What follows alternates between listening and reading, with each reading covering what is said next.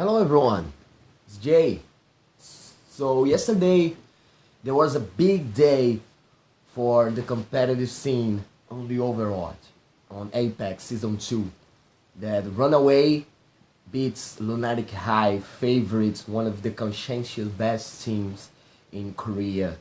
And it was amazing to see that because I'm happy because it's the underdog team that beat one of the favorites and most skillful players in the roster of an Overwatch chain in Korea, as Miro and Who Are You and Hoojeon.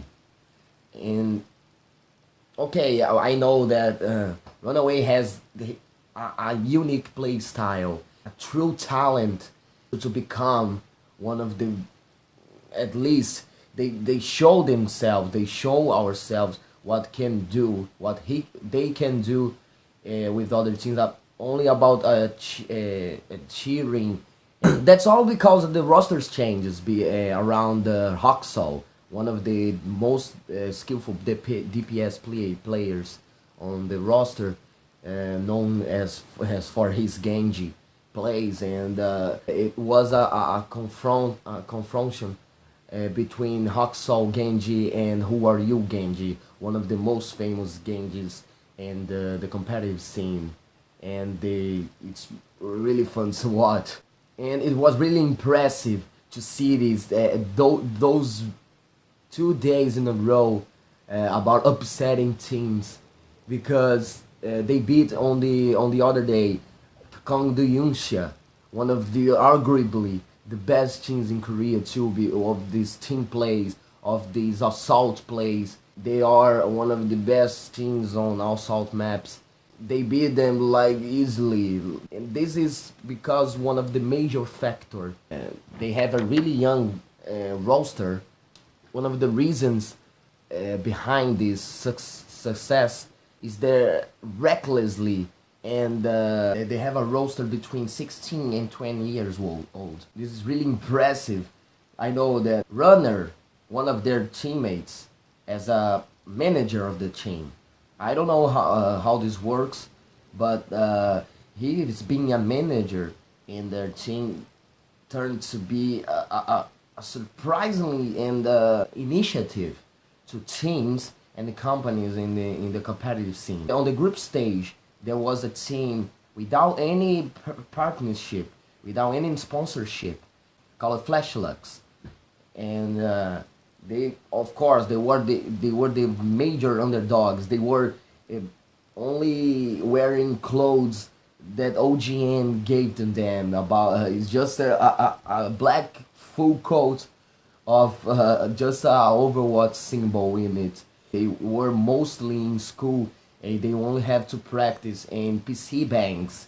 And it was my favorite team to cheer because it was a really good initiative to the scene in general. I know they don't got out of the group stage, and they were beaten all of the time, but they surprised us, and the whole analysis and the whole media around it, because of their courage and their ability to pass through the apex. And this was really refreshing to see as an eSports aspirant as I am, and to everyone who wants to one day do what they can't. They were one of the reasons to make this happen, and to continuing and to motivating people to believe that too. Of course, Apex is a major tournament around Korea's scene. Also has European NA teams in it, like Envious, like Fnatic, like Cloud9, and their format of tournament on the playoffs that is being placed right now is one of the most fair ones that I've seen in esports in my whole life. It has the losers brackets from every final, quarterfinal, semi-final. No, I know final. You don't have it, only the third place match, but It has the loser bracket and the winner bracket of it. And the loser from the winner bracket will play against the winner of the loser bracket. And Apex has an ability to show only on the playoffs. I know, because on the beginning of the season, the group stage, there were not many games to see. It was only 4 per week, having teams to broadcast, and were not be able to see their teams performing at their maximum. I hope on the next season of Apex they will change some rules on the group stage format to entertain more people and to create more matches, because have to practice and screen more with one another.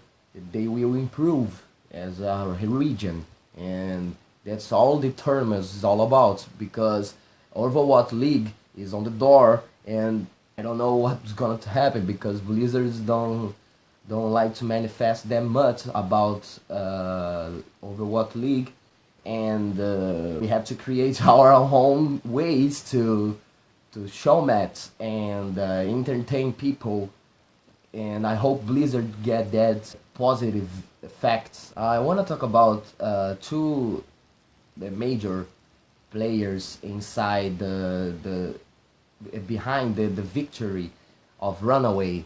It was Kaiser and of course Runner. Kaiser is known now as a really good Reinhardt player, as Miro is for Winston. They call him as our Reinhardt god. What's that all about? It's the Reinhardt mind game plays. The shield and the shatter plays that becomes stressful for Reinhardt players inside their teams to masterize. But he has a different play style from them all. It's not the passive Reinhardt format in the meta that he has. He has the aggressive one. He said in an interview early before the match that he's really glad that he can trust their teammates to let his shield down to when he's beating people down with the hammer, and that become high risk and high reward play for Reinhardt. The meta is built around Reinhardt passive play, and from the upcoming patches with Oriza and the nerfs on the Ana and buffs on Zenyatta, dive comps and different anchor around comps will be more successful and popular between those teams. There will be chance for new kind of players to shine and be adding to the team's roster, diversified and pleasurable way to watch Overwatch in the spectator point of view. There must be a lot of changes too in the spectator mode to become more enjoyable and funny to watch. But in resume, it turns the Overwatch competitive more enjoyable and more competitive. And teams like Runaway and teams like Flash Lux that I mentioned before are one of the pioneers. The competitive scene more important to us and more important to people who want to be interested to see the matches, and of course Blizzard to develop more tools to improve the matches itself. I would like to state here my huge thanks and congratulations to the Runaway team and to the teams like Flash Lux to have the courage and never let them down about favorite ones or major players or major companies to overthrow and overlap themselves. And keep going, keep strong. This is Jay, and bye bye.